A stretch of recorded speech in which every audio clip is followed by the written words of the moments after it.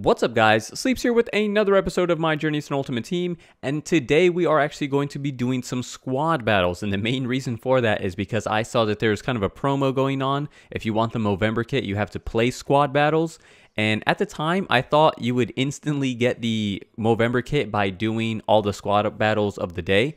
So in this episode, we're going to be doing them all, but by the time I finished, I realized that that's not the case at all. You actually get the Movember kit when the rewards are distributed, which I believe is on Sunday. So I went through all the squad battles anyhow, and that's what we're going to be watching gameplay-wise in this episode. And while I'm on the topic of squad battles, I thought I would ask you guys, let me know in the comments below your answer to this question.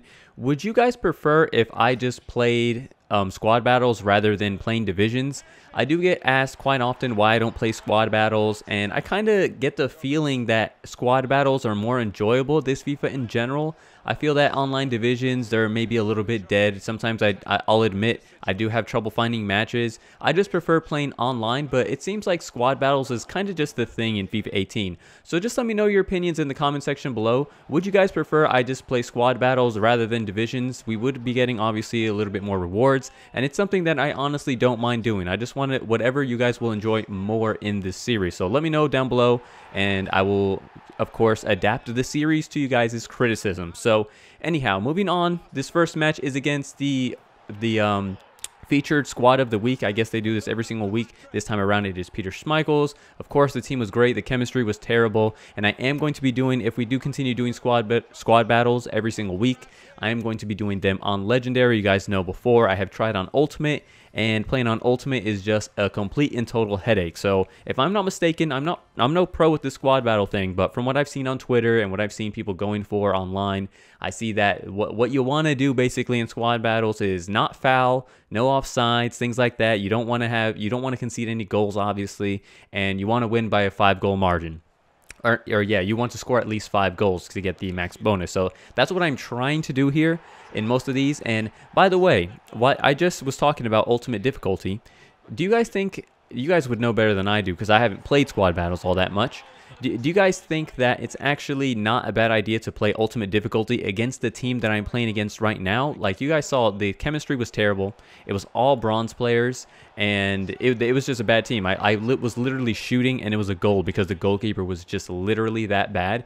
So have you guys tried playing with against these terrible teams on ultimate? I just feel like for some reason, even if you put it on ultimate against these terrible teams, these players will just turn into FIFA gods out of nowhere. But let me know your experience in that as well in the comments.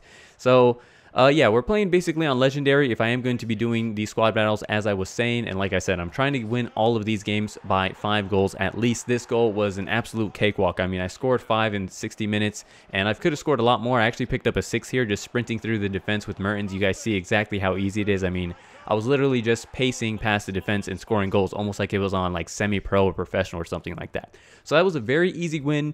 We win 6-0, and I think in that one we had a very high return. 2,700 points or somewhere around there, or 2,600, and I think that's actually quite decent. If I'm not mistaken, like you want to be shooting for around 2,700, 2,800, and that's like considered actually really, really good.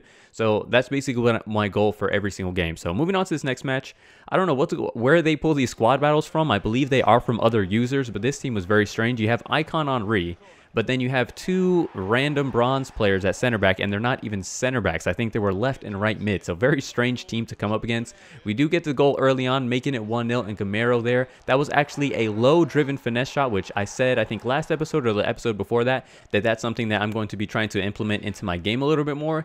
And from testing it out in these few matches I played, it seems to be like an extremely efficient way of finishing chances. And I wouldn't be surprised if I lost a couple games because my opponent was kind of abusing that, and I wasn't, with the finishes that they come up with inside the box. Like last episode, the last match I lost, I think he was doing low-driven finesse shots, and they were just always creeping into the corner. So it's something I definitely have to do a little bit more. I tried to do it there with Bakambu, and it came off the post, and we're actually going to get a second bite at the cherry here, and Gamero's shot is going to get saved. It falls to Bakambu, and Bakambu actually hits it off the post again. So I guess you can say 3 bites up the cherry, and we did not manage to score. The CPU here is going to make a huge mistake, and we are going to capitalize on that. We try to play it over the top. I'm not sure if that was one of those bronze, like I said, defenders that aren't really defenders, because he didn't take that down very nicely, but Kambu sort of just pushes him out of the way, and we do not get the max goal bonus, but we win that one 4-1. At the end of the day, guys, I'm not like, I'm not really, my goal isn't to make like top 100 in squad battles or anything. I saw the rewards. If you actually get Elite 1, I believe you get like 2 mega packs, 40,000 coins, and you may get like one other small pack, which that actually seems pretty decent. I don't plan on making top 100 every single week. I don't think that's something that I can really do, or something that I really care about, to be honest. If I make Elite 1 and I get Mega Packs and 40k, that's like really good. I just don't know exactly how hard it is to make it into Elite 1 or Elite 2 or anything. I guess I'll have to just experience the game mode a little bit more myself and kind of feel how difficult it is. So anyway, moving on to this match, we are up 1-0. The CPU made a huge mistake distributing out of the back, and we capitalized on that mistake. And this right here is just a typical CPU goal, guys. I mean, you guys see the first one, I'm not really sure what happened, but we lose 2 headers, and then all of a sudden it's past the hazard, and he finishes at the near post. That just stunk of CPU goal all over it.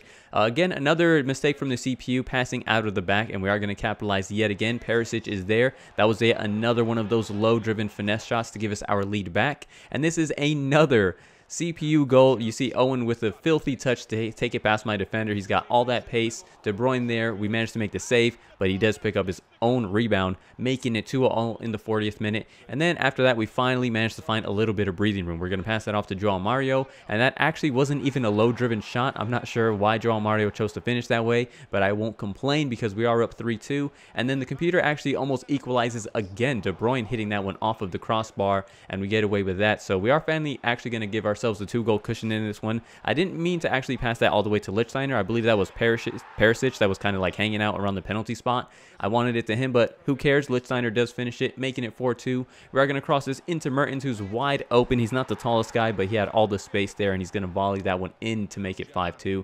And we are actually going to pick up a 6th. Perisic on the ball here. And I'm noticing after a few matches with the CPU that fake shots and dragbacks seem to be extremely efficient. It's like they start pressuring you a bit wild, and they'll just like dive in when you do a fake shot. So I think that's something that I definitely have to abuse to win some of these games a little bit more comfortably.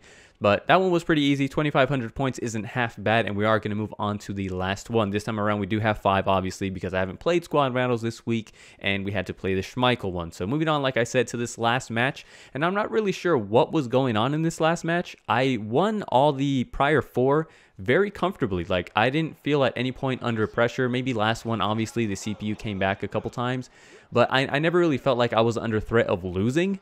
But in this game, for some reason, the past games I was scoring 4, 5, 6 goals, but in this one, the CPU defense just seemed impenetrable.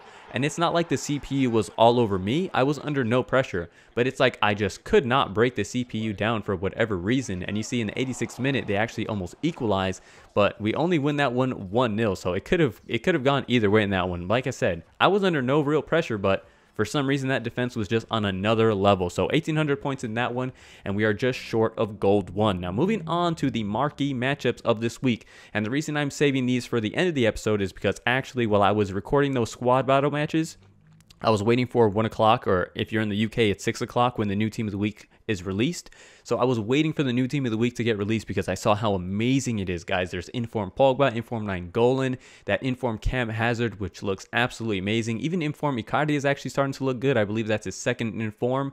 Callum Wilson hanging out in the reserves, who actually doesn't look half bad. So I was waiting for that team of the week, hoping to obviously complete these marquee matchups and get some packs and hopefully pack one of those guys. So the team of the week is absolutely sick, and the marquee matchups we're actually going to be able to do all 4 for the 2nd week in a row. We had every single one of the players except for one, and it's actually going to be for the SBC right in front of you. And I actually had to buy that right back Montoya. I paid, I think, 950 coins. No big deal. I'm definitely going to pay 950 to make sure I complete all 4 since I had all the other requirements. Just to quickly recap the ones you guys saw, Liverpool Chelsea was easily enough. I actually used Sturridge because I had one on my transfer list, so I'm just going to restore that duplicate. And the Russian League one, I mean, I had ample of the Zenit players. This one was like the only semi-tricky one because you had to have the maximum of 4 players from the same league. So I had kind of a Liga 1, Bundesliga, and Calcio hybrid going on there, but I had the PSG requirements and Monaco requirements easily enough. So now that we are done with the marquee matchups, admittedly, the pack rewards weren't all that great. The one for completing all 4 is only a premium gold players pack, which